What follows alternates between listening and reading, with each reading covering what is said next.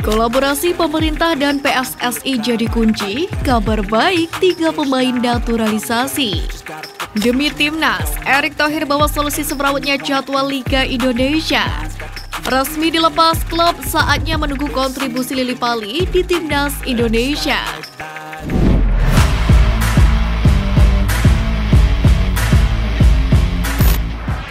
Kolaborasi pemerintah dan PSSI jadi kunci, kabar baik 3 pemain naturalisasi. Komisi 10 Dewan Perwakilan Rakyat atau DPR RI baru menggelar rapat permohonan pemberian kewarganegaraan untuk 4 atlet di Gedung Nusantara 1 Senayan, Jakarta Pusat pada Senin 20 Maret. 3 di antaranya dari sepak bola, mereka adalah Justin Hubner, Rafael Struijk, dan Ivar Jenner. Semua proses pun diupayakan dikebut lantaran ketiganya diproyeksikan untuk memperkuat Timnas U20 Indonesia di Piala Dunia U20 2023, yakni pada 20 Mei sampai dengan 11 Juni 2023. Dalam agenda ini, Rafael Struijk dan Ivar Jenner menghadap Komisi 10 DPR RI secara virtual. Di sisi lain, Justin Hubner terpantau mangkir. Justin Hubner diketahui mendapatkan pemanggilan ke Timnas U20 Belanda untuk menghadapi laga uji coba kontra Prancis U20 yang berlangsung pada 25 Maret mendatang. Ya, saat ini Hubner menjadi rebutan 2 federasi, yakni KNVB Belanda dan PSSI. Bahkan jadwal gila telah menanti calon pemain naturalisasi Timnas Indonesia U20 itu. Bagaimana tidak, Justin Hubner juga di waktu bersamaan ditunggu oleh Sintayong untuk mengikuti pemusatan latihan atau TC Timnas Indonesia U20 di Jakarta dan Korea Selatan. Sampai di sini terjadi bentrok antara 2 pemanggilan yang diterima Justin Hubner. Namun, Dirtek PSSI Indra Syafri tetap yakin bahwa Hubner akan memilih Indonesia. Sebab Hubner sudah datang ke Indonesia dan mengurus proses dokumen perpindahan kewarganegaraan di kantor PSSI beberapa waktu lalu. Sementara itu, di akhir agenda, Syaiful Huda yang memimpin rapat Komisi 10 DPR menyetujui pemberian kewarganegaraan terhadap 4 nama yang disebut di atas itu.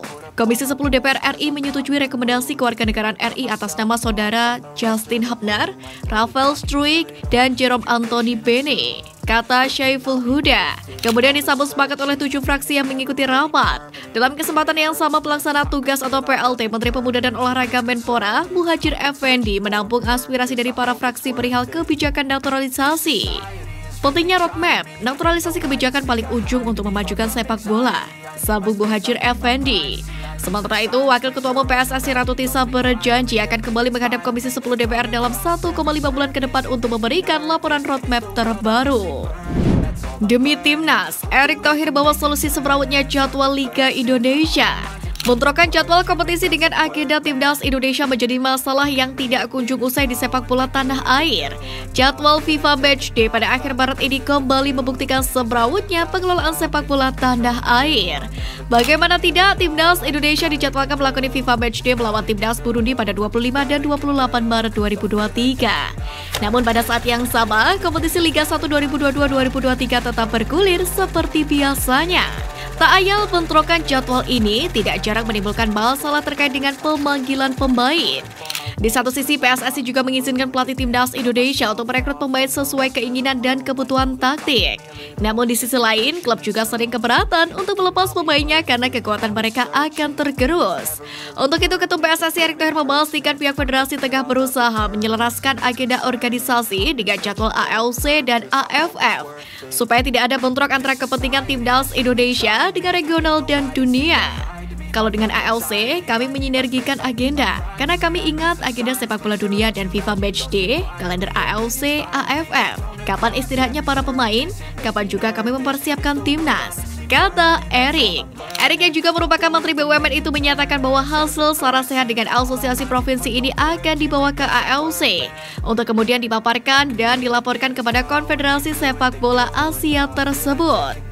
Selain menyinggung soal sinergitas dengan ALC, Erick Thohir menyampaikan bahwa saat ini PSSI sedang menjajaki kerjasama dengan sejumlah federasi sepak bola Asia, yakni untuk dapat mendatangkan manfaat bagi kedua belah pihak di masa yang akan datang. Kerjasama dengan beberapa federasi sepak bola luar negeri menjadi salah satu upaya Erick Thohir untuk mengejar ketertinggalan sepak bola Indonesia di kancah global. Oleh sebab itu pihaknya gencar memburu kesepakatan dengan sejumlah pihak di luar negeri. Dari sejumlah lobby dan pendekatan yang telah dilakukan seperti kepada Jepang, Arab Saudi, Argentina, dan Inggris, Erick menyatakan bahwa sejumlah federasi telah sepakat untuk melanjutkan ke jenjang yang lebih serius. Resmi dilepas klub, saatnya menunggu kontribusi Lily Pali di Timnas Indonesia. Klub Liga 1 2022-2023 Borneo FC resmi melepas Stefano Lily Pali ke Timnas Indonesia.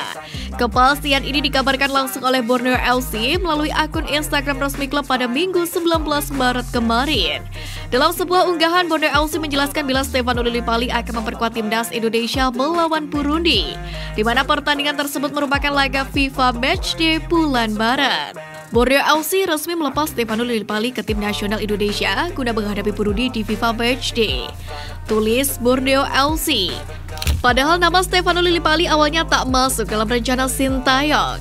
Namun beberapa waktu setelahnya, PSSI mengumumkan bila Sintayong meminta Stefano Lily Pali bergabung menggantikan Egy Maulana Fikri.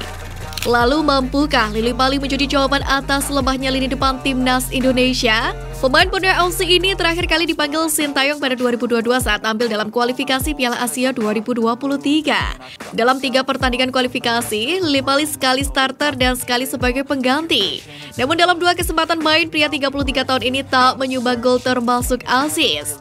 Karenanya setelah itu Lily Pali tak dipanggil lagi ke Timnas Indonesia, termasuk saat Piala AFF 2022. Di sisi lain, statistik Lily Pali kembali mentereng sepanjang Liga 1 musim ini, di mana mantan pemain Consadole Sapporo tersebut musim ini telah menjalani 28 pertandingan dan mencetak 7 buah gol. Pada saat yang sama, Lily Pali juga menyumbangkan 8 assist. Namun yang menjadi tantangan adalah Lily Pali belum begitu cocok dengan pola main yang diterapkan Sintayong. Dengan pemanggilan ini, apakah Lily Pali punya kans menjadi pilihan utama? Karena untuk posisi winger, Lily Pali harus bersaing dengan Yaakob Sayuri, Sadil Ramdhani, Rico Simanjuntak, dan Witan Sulaiman.